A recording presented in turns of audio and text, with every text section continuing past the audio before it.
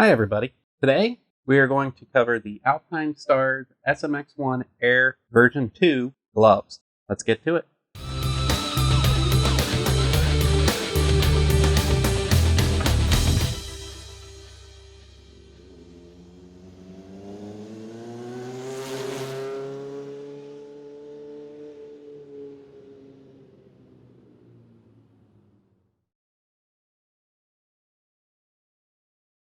So the first thing about these gloves is they're not my first choice. I bought a ton of new gear because my other gear was getting worn out at the beginning of the year, and I needed a new set of gloves, but I was running out of money. So I went with these. A lot of people have them, they like them, and they are comfortable, but I just want to tell you these weren't my first choice, but I am going to give my honest review of them since I have wore them all year. So let's start with the main feature, ventilation. They are very well vented. They're perforated throughout. See if I can get this.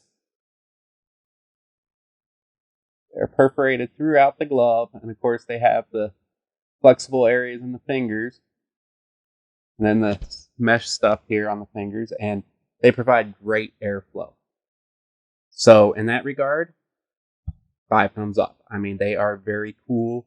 They are comfortable in the hot weather. So these gloves are designed for this, and this is the reason why I didn't want to really get them. I'm not a fan of the short cuffs. I prefer a longer cuff that is designed to protect my wrist in an accident. But they are short cuffs. But again, that is a preference thing here. So I'm not going to detract anything from that because I don't think that has anything to do with their quality and overall design. Speaking of quality, I do want to talk about how well they hold up. I mean, I wore these all year, and you can barely tell. They almost look brand new, other than the occasional bug splatters I have in them in a couple spots. So they are very well built. They are nice and durable. Couple of the features, of course, is it has a hard knuckle, so it protects your knuckles. And this thing is hard. You want to punch somebody, it isn't going to hurt you, but it'll really hurt them. And it's kind of a carbon fiber design in here. It isn't very reflective.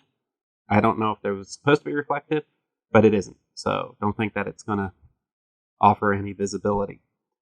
The fingertips are supposed to be designed so you can use touchscreen. And I will say, they do, kind of. I can only give that feature a 1 thumbs up because most of the time it does not work. The phone will not register your fingers. You have to press really hard. If you're trying to pull up your song before you hit the road or whatever on your phone, or you pull over to check a message and you're just trying to do it without taking gloves off, it isn't going to work well for you. So that's a thumbs down. That feature just, and most gloves, it doesn't work well unless they're very thin gloves.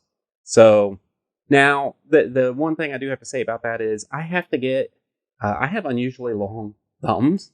So I always have to get a size larger than the rest of my hand. I'm in an extra large here, but really a large would be optimal. The problem is in a large, it'll push my thumb and make it sore over time because it's just too tight. So I have to get an extra large just for my thumbs. So I don't know if it fit better, if that touch feature would work better, but from my use of it, it doesn't work. So I have to give it a thumbs down. The thumb has a pad on it. You can't really see it, but it's there. A knuckle pad. There are no visor wipes or anything. I've tried it just with the side of it. It kind of works, but it's better to just turn your head to the side and let the rain fly off. I don't think they're technically waterproof, but I've worn them in the rain and haven't had any issues other than my hands turning black. But of course, you have that with most gloves after they get wet or when they're new. You know, that bluish black coating that you get on your fingers. The strap is okay. I mean, it's easy to use, easy to put on, and it holds. I've never had it come undone. So that's good. Again, they are well vented. Like the air flows right through your fingers. I can tell you when it drops to 50 degrees, your hands get cold. So make sure to pack yourself a set of warmer gloves if you're going to be riding it in the night when it gets cooler. The gloves are designed with stretch areas. You can kind of see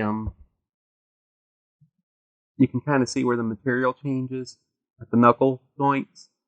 Allows them to stretch and be a lot more comfortable. So as far as comfort, these gloves are amazing. They are very comfortable while you're riding, and I have no issues in that regard. So that's 5 thumbs up on the comfort.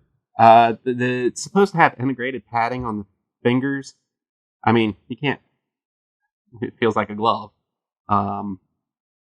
So I really don't know what special feature that is, unless it's talking about these little knuckle pads. I haven't wrecked, so I don't know if they do any good, but it does have little pads over your knuckles and fingernails here. And I'm guessing that's what that feature is talking about. The certification on this is CE1. Another reason why I didn't want to get them. I like CE level 2 stuff as it provides a lot more impact absorption and protection. And again, I want to protect my wrist and stuff. So I will be investing in a new set of gloves come the spring. But if you're just looking for something relatively cheap, I think they were $55. And something to get you by. They work great. Or if this is your style. Again, they are holding up amazingly well. There is no wear on the leather. I mean, if there weren't the little bug splats and stuff, you would think these things were brand new. So they are excellent gloves for the price, for basic protection. And again, if you're not looking to be able to use your cell phone, and of course that's if maybe the right size would work better. I don't know. Now, there is some fraying of the mesh material that I just realized. See if I can get it in frame. Okay, there we go.